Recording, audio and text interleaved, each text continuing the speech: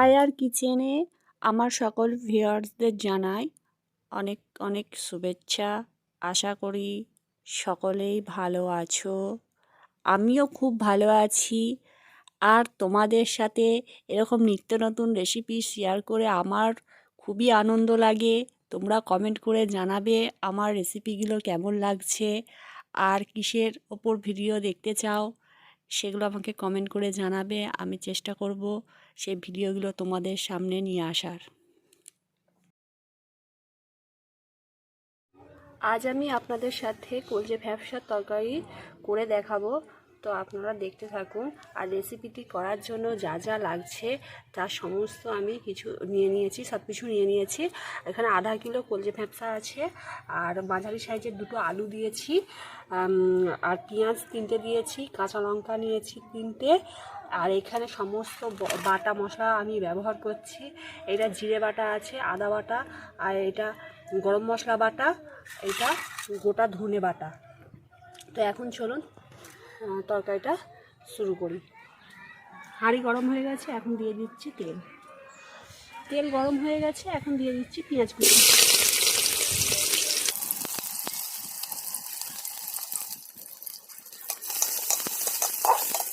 দিয়ে দিচ্ছি আদা রসুন বাটা,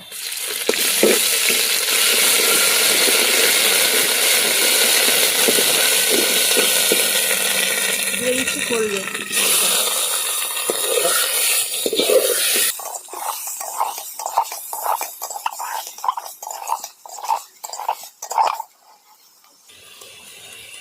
দিয়ে দিচ্ছি আলু,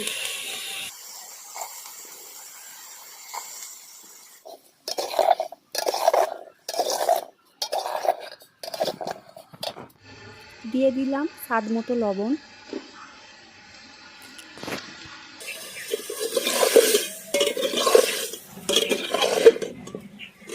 দিয়ে দিলাম 1 চামচ হলদি পাউডার, 1 চামচ লঙ্কা পাউডার। 1 মিনিট কষিয়ে নিয়ে দিয়ে দেব বাটা মশলা। দিয়ে দিলাম জিরে বাটা আন্দাজ মতো 1 চামচ, দিয়ে দিচ্ছি 1/2 চামচ গরম মশলা বাটা, ধনে বাটা দিয়ে দিলাম 1 চামচ,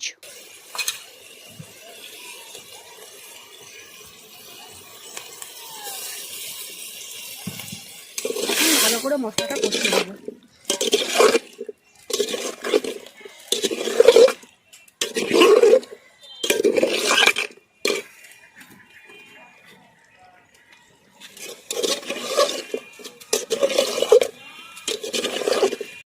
দিয়ে দিচ্ছি কেটে রাখা কাঁচা লঙ্কা,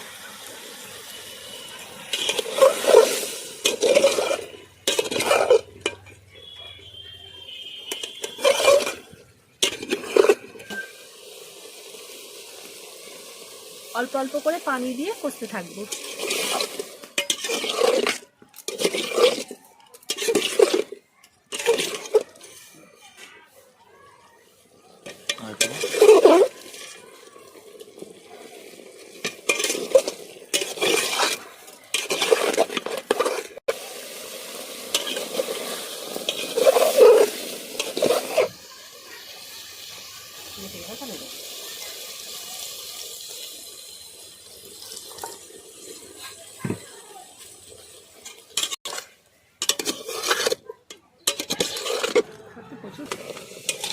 মশলাটা ভালোভাবে এরকম ধরে কষিয়ে নিতে হবে, তাতে খুব ভালো আরও টেস্টটা হবে এবং কাঁচা মশলার যে গন্ধ সেটাও চলে যাবে।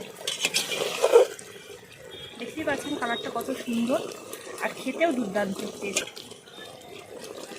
আপনারা চেষ্টা করবেন বাটা মশলা দিয়ে তরকারিটা করার।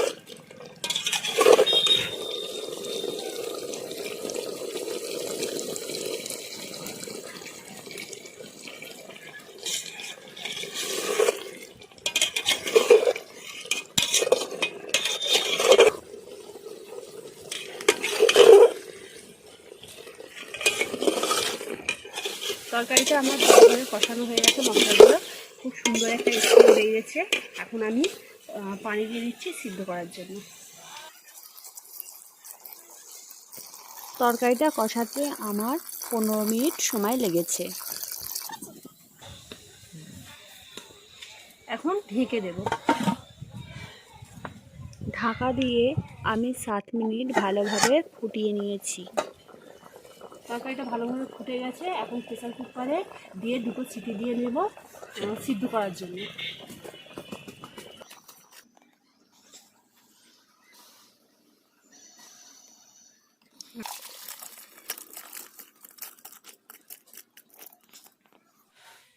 লবণটা কম হয়েছে, টেস্ট করে দেখেছি, তার জন্য আমি আবারও একটু লবণ অ্যাড করে দিচ্ছি।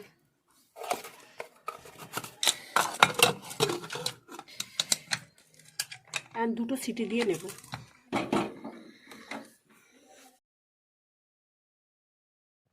রান্নাটা আমার হয়ে গেছে।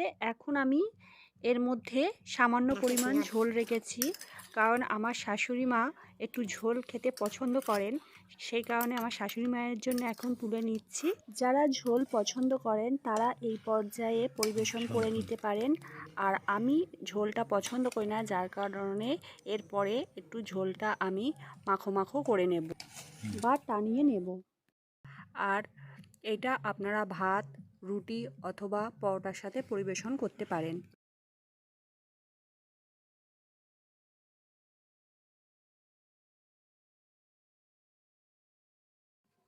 ঝোলটা টানিয়ে নেওয়ার পরে আপনারা দেখতে পাচ্ছেন কত সুন্দর গ্রেভি তৈরি হয়েছে।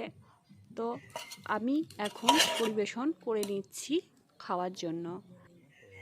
ভিউয়ার্স, চ্যানেলটি সাবস্ক্রাইব করবেন, ভিডিওটি ভালো লেগে থাকলে লাইক করবেন, শেয়ার করবেন, আর বেল আইকনটি অন করে রাখবেন পরবর্তী আপলোড পেতে।